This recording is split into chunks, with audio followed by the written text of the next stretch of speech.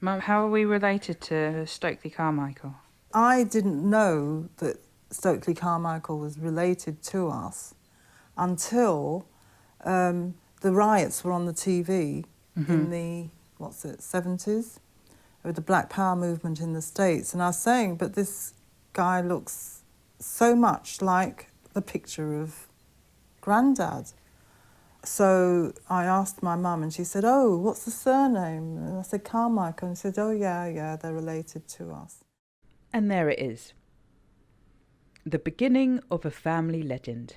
Stokely Carmichael is, according to my mum, my cousin.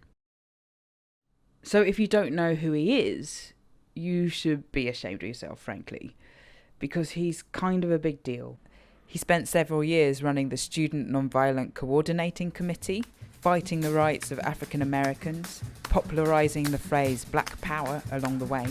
He was an honorary Black Panther and was wanted by the FBI and the CIA for his efforts.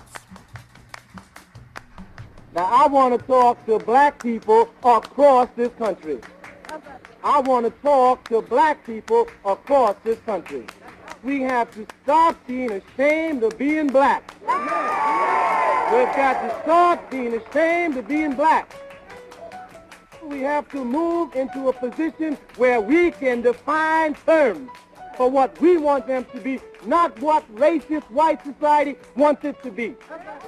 We have to move to a position where we can feel strength and unity amongst each other from Watts to Harlem, where we won't ever be afraid. And the last thing we have to do is to build a power base so strong in this country that will bring them to their knees every time they mess with us. Yeah, so impressive stuff, right? Enough to make you wonder what the hell you're doing with your life, right? So I'm here because I am a shit activist. So what do I mean by being a shit activist? Well, I read the right books. I've got lots of Naomi Klein on the shelves. I read everything. I devour documentaries, all sorts of documentaries, and I make them too, but I mostly watch them. Every article about Me Too, I've read, I've liked, I've shared. YouTube clips depicting racial injustices from around the world. I see them, I repost them, I'm angry about them. And over coffee, I talk about what I've seen and read and how awful it is. And I read and I watch and I read and I talk and I talk. And then I buy tickets for a talk. And then I talk some more. I become further informed. I know a lot or enough. And then I do nothing. This is activism as consumerism. It makes me feel good as an individual for a little while, but it doesn't do anything in reality, really, to solve the problems that I'm looking at. Another example of not solving the problem is the idea I had to go to Cuba. In 1967, Stokely Carmichael, supposedly my cousin, went to Cuba, and it was the moment that opened his mind up to the global plight of black people across the world. Having been focused on the rights of African Americans, his ideas just became so much bigger from that visit and meeting people there. I thought that if I went to Cuba, chatted to some nice people, went to some nice museums, sunk a few cocktails, had some nice chats, then I'd suddenly be super motivated. But then there was like this sort of voice in my head that sort of said, Have you stopped any of it? Have you stopped it? Have you stopped it? Have you stopped it? Have you stopped it? which kind of said to me that that's not gonna fly. So the problem isn't that people aren't wise to what's happening in the world. The problem is doing nothing about it.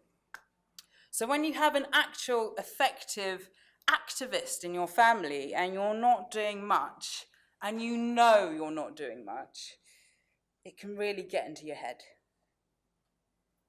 The programme that I'm hoping to make is a guidebook for those of us who need a little help going from being clued up and woke to being actually up and out of bed and being useful. It's about pushing to be better in a moment in time when so much needs to be better.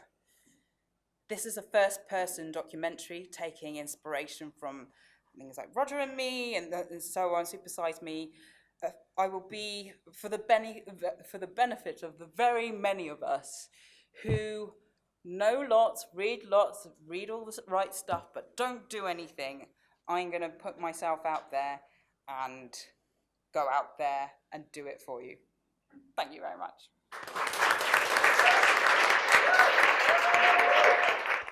So there's so many compelling threads here. There's the family angle, the trip to Cuba angle, the activism as feel-good consumerism angle, and then you kind of ended with this thought about this guidebook from, would you say, woke to useful?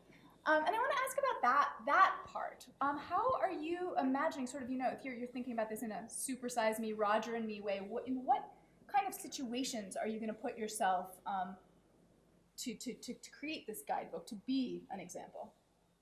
Well, fortunately, that was all in the pitch, but I rushed, so I was slower than I intended, so I can tell you all about now. So initially, I'm going to need to decide on a cause. And obviously there's the environment, racial injustice, feminism, housing, party politics, knife crime, Brexit, LGBT rights, the NHS. You should be really into the NHS. So it's about finding a cause or realizing that there are too many, and I don't know, like finding a system for deciding what it is that you're going to focus down on. And I think people are overwhelmed by all the options, so that would be the first port of call. And then the next step would be like how far am I prepared to push myself? So talking to other activists about what they do and testing the waters about how far I'm prepared to go. Am I violent or non-violent? Like, I don't know about that. I think I'm non-violent. Am I prepared to be arrested for my beliefs? Am I willing to be injured for them? It's like, but also the other aspect of things is, where is my activism going to fit in my life? Or like for all of us, that's the thing, isn't it? It's like, how much time do I have to offer up to this? And then finally, I need to find the group, the home, the people with this sort of shared experience who are going to work with me, or I will work with them rather, to get whatever it is I've decided I need to get done. So yeah, it's going to be a bit of a process. Yeah. I have one more question, and then I promise to leave it to the rest of the table. And how, if at all, will Stokely Carmichael's story interweave with that quest of yours? Yes, that's here. So Stokely is basically going to be a presence throughout. He is going to be effectively a voice in my head. My intention is to use archive of his speeches in a sort of cassette boy type edit to have him tell me when I'm going off course. So I'll be interacting with archive of him constantly, and he'll be telling me if I'm like arsing around drinking cocktails or if I'm like doing something useful. Cool. Yeah. Steve, is this the sort of thing that World Service might be curious about? Yes. Unfortunately, though, I'm from the BBC, so I can't say shitty. Oh, I just have. I loved it. I thought, even the last thing you said, interactive archive. I'm thinking, when we ever used archive, anything other than just this illustrative kind of, cheap means of sort of putting you in a different decade. So I thought, actually, in your example, the use of the archive and the power of the language the black movement had at that time is such a kind of evocative thing. And that was great. And the way you came out of it and used the pauses and brought wit and humor to this, you know, quite difficult thing that you're trying to do. I actually thought that the universal thing here you were talking about, which is essentially how do you almost deal with or failure or disappointment in yourself, is such a universal thing. And it's also funny how inspiring that is for others. So curiously, I was just struck in the sense whether a program was just you talking about it. I mean, honestly, I'm thinking just strip that down. And it's almost, is it a stand-up or is it a documentary? And why should there be something which is quite formulaic and complicated? And just you talking through this experience and playing those clips and using that interactive archive, to me, that was just enough in its own right. And often I think we overcomplicate programs, especially when we think about documentaries. But curiously, the sheer heartfelt but humorous human experience that you were bringing there, to me, was just enough. Cool. Was that a Jane? Well, I don't think it is enough, because then you won't have achieved your aim, which is to actually stop thinking and talking and do something. So we can't let you get away with that. But I do see it as, it's obviously quite hard to pin down as a concept. You know, we're all used to radio being in certain formats, and it does feel like it could be a series where you go and try different activisms and see where it goes. But I understand how you're going to use the process of it and use humour. The difficulty is working out your time span for it, you know, whether you've chosen a part of the world to feature it, you know, to anchor it in. And so answer those questions first, then I've got another question. If you've got time. I chose to anchor it at home. The reason being, and I'd initially, like I said, wanted to go to Cuba. That'd be really good. I could, have a nice time. But then I kind of just sort of thought, if we all needed to go to Cuba to learn how to be good activists, then we're fucked, right? So it's well, what can I do from here? And how do I talk to other people who are in the same state that I'm in, of just being on the cusp of being useful? And what's the thing that's going to push them over the edge and into usefulness?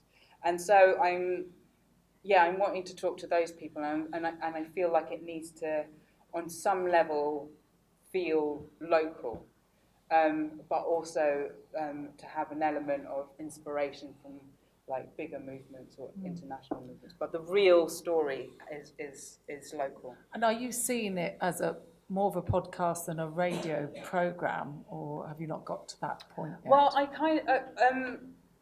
It feels like one of the most useful places that it could be is Radio 4, because I feel like Radio 4 listeners are very informed people.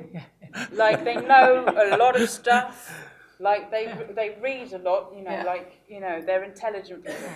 But maybe they need to do a bit more than. You should have that for the continuity announcement beforehand. Really good. Maybe a little bit more than being good at recycling.